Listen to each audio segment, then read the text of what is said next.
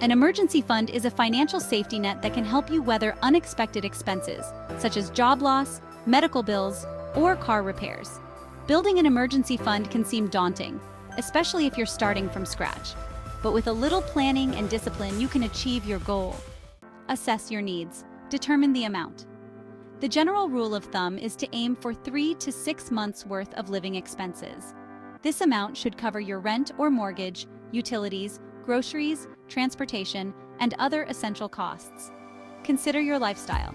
If you have a high-deductible health insurance plan or a child in college, you may need a larger emergency fund. Create a budget. Track your spending. Keep a record of your income and expenses to identify areas where you can cut back. Prioritize savings. Make saving for your emergency fund a top priority in your budget. Start small. Automate savings. Set up automatic transfers from your checking account to your savings account. Even small amounts can add up over time. Round up to the nearest dollar. Round up your purchases to the nearest dollar and deposit the difference into your emergency fund. All right, let's talk about cutting unnecessary expenses. It's important to identify areas where you can reduce spending.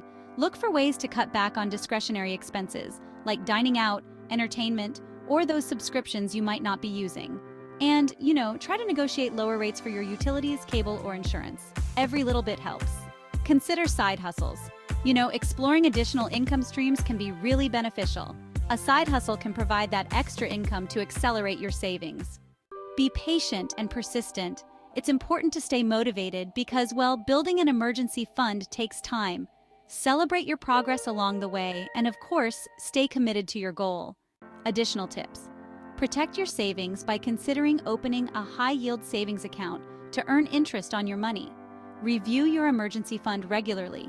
As your income and expenses change, reassess your emergency fund needs. And remember, don't dip into your emergency fund for non-emergencies. Use your emergency fund only for unexpected expenses.